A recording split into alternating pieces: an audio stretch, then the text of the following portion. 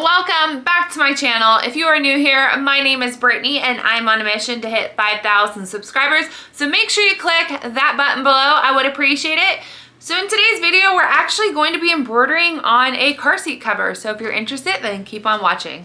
So I personally have not embroidered on a car seat cover. Sorry, the ring light is making this really hard to see. This was provided to me. So basically we are going to be customizing a car seat cover. And the reason we are actually doing this specifically is because the logo that she was looking for, she could not find it anywhere. So she went ahead, she actually provided me the logo, which is FJ Cruiser. So if you guys know that brand, that's what we're doing today. And I actually am really curious on how the heck are we gonna figure out how to make sure that this logo gets dead center since I don't have the seat itself. So yeah, we might be playing some tic-tac-toeing over here. So stay tuned.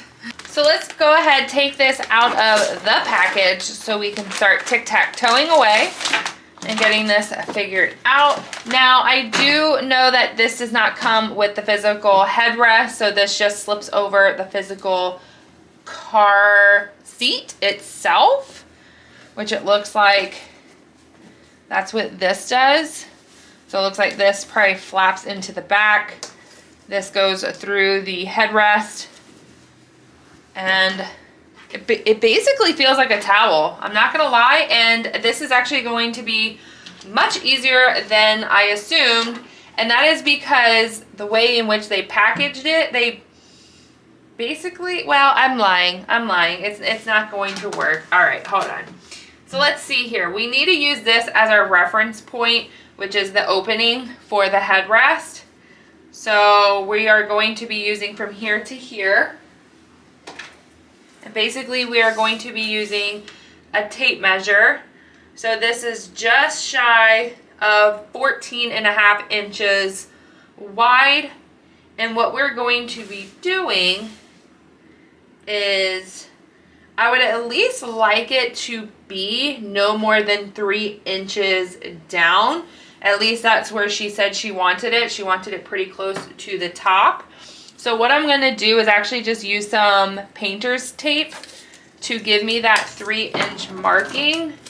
So all I'm gonna do is I'm gonna go to the corner of the opening. I'm gonna do the 3 inches. I'm gonna place my tape. How am I gonna do this?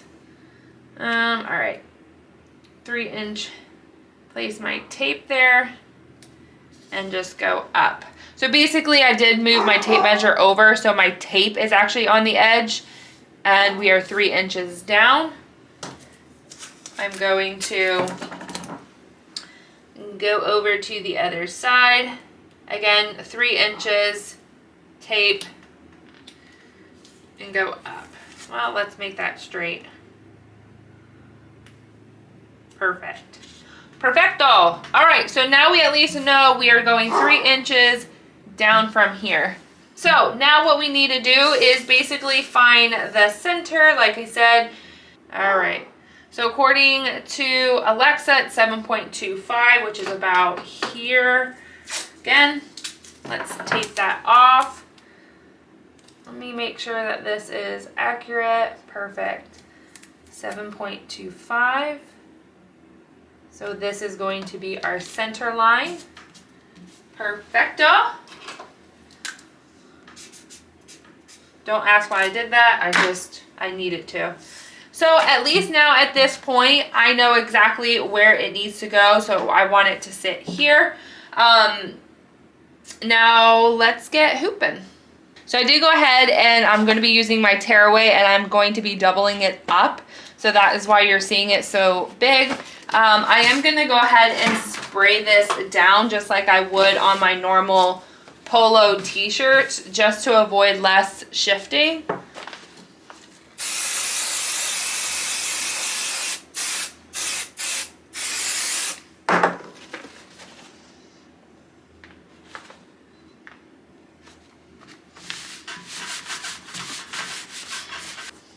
I'm also just going to apply tape down here just to avoid this from flopping forward since this is double down. Again, this is not going to affect anything because our image is mostly going to be focused up here.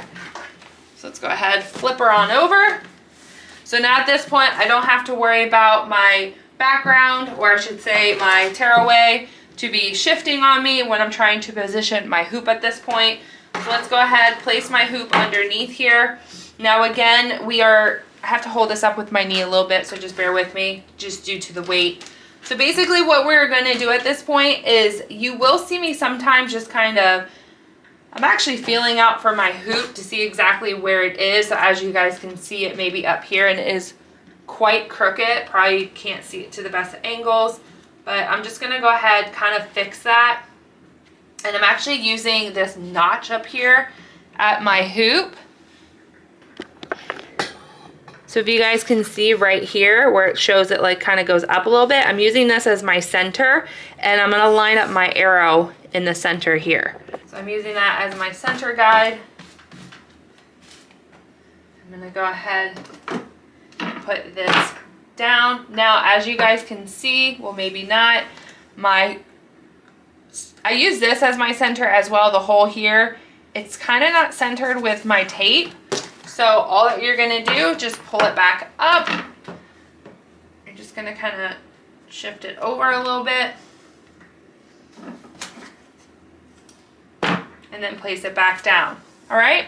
Now, sometimes you will see a little bit of puckering right here. What I recommend doing, and yes, I've seen other embroideries do this, is you just slightly pull it.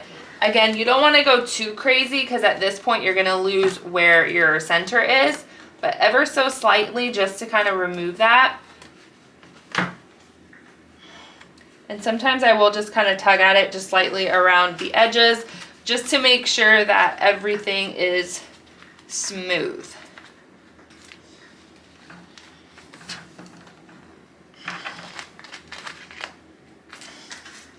All right, so now you can definitely see we have our centered, our tape, and now this is rock hard. So let's get it onto the machine. So before I even started anything, I went ahead, I put the image onto my machine. I've already picked out the color. The customer wanted white. I'm gonna go ahead and slip this on, and I am still keeping that piece of tape. That tape is still on here. It has not moved. And the reason why is because once I put this into my machine, I'm actually going to be using that tape as my center to find it when I have to like trace it out, right? Now actually the one thing I do need to do is I actually need to change my hoop size. I'm not sure if I kept that clip in or not. However, the customer wants a 5x5. Yes, I have the Mighty Hoop 5x5. However, Mighty Hoops are square and the system programs them around, so it definitely would hit, and I just don't want to have any mishaps, so I just went with my larger hoop size. Granted, I could have just gone with the standard one that comes with the machine, but unfortunately I am addicted to these things. I really need to order more. Someone recommended that I check like Facebook Marketplace, Etsy, things of that nature. I'm going on a tangent, sorry about that. I have yet to find any more Mighty Hoops for Rakomas. So I might have to just splurge one day, which will be long way from now to possibly do that. Anyway, sorry, I'm going off on a tangent. I'm gonna go ahead, I increased my size, and of course I wanna move this image up.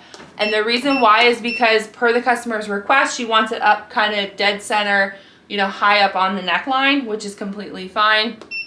I'm gonna go ahead and trace it out. And this is the part where I'm using that tape, right? All right, so we can definitely tell we are too high. We are centered, but I'm not liking, okay, so let's recircle this. I have a feeling, yep, we need to drop it down more, which is fine.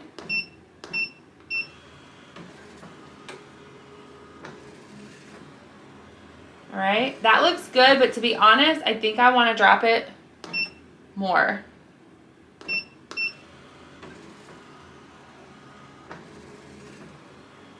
Okay. I'm definitely happier with that placement right there.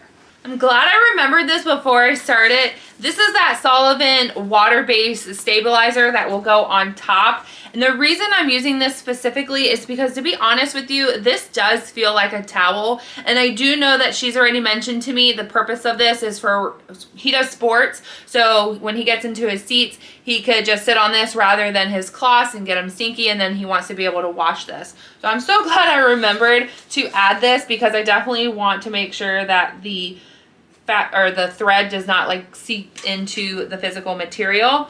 It's very similar to how I've done my towels, my baby blankets, everything like that, since again we're working with a towel material.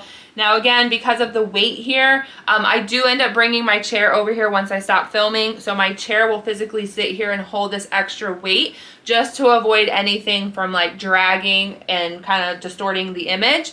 And again, I know I'm tracing it just one more time because I'm making sure that my stabilizer is in the right spot, which it is. To be honest, I can probably drop it down just a hair, because again, no sense of living life on the edge when we have so much excess over here.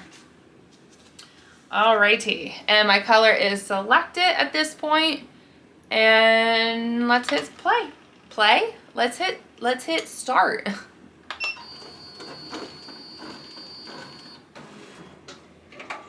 Guys, I am mid-project, as you can see, and I forgot to remove the tape. And look how close I am to that. I'm just gonna peel it back just a little bit, and I'm not gonna take it off all the way. Let's resume. So everything at this point is completely done. I am actually just gonna go ahead and pull my pins out here. And as you guys can see, here it is completed. So it actually looks pretty good. I might see just a minor error. I don't even think you guys can see it. Just, yeah, you can. Right here. I might try to pull that away a little bit.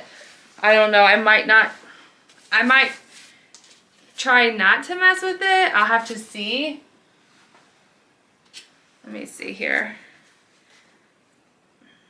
So one thing I do want to make mention is, like I said, I went ahead and I actually cleaned up that thread. It was loose thread right along the edge right here. That's when this pick right here comes into play. Guys, pick it up. Do not delay. It's at Walmart. I believe it, because this one is so tiny, I actually do use this one a lot more, just because, like I said, it's like the needle right here. It's not as long as like this one that I have. And again, this is also another really good one. I just have both. Pick them both up. They're beyond cheap. It's worth it. And like I said, I just went and kind of like picked at it just ever so slightly. Of course, do not use the lighter on this type of material. You're gonna burn it. Don't do a live and learn moment. So, and then all you're gonna do is just slowly, like I've done this on prior videos, we're just going to peel away at this point. All right. And then of course we do have some interiors. So like the C, the right between the R and the E and the R. We're gonna take our handy dandy water / conditioner, spray that on. Not only does it make it smell good, but it also,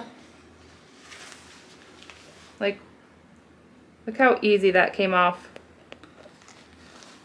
I really can't see what I'm doing, but it makes it like just melt. Like, look at that melting. There we have it. So now we're just gonna pull off our hoop, pull off our tape.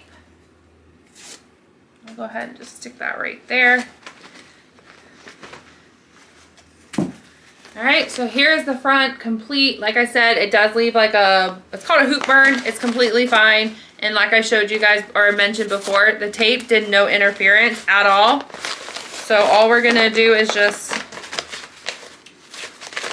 peel this away. It is just a little harder than normal, only because I did glue it down. But it's not like nearly impossible.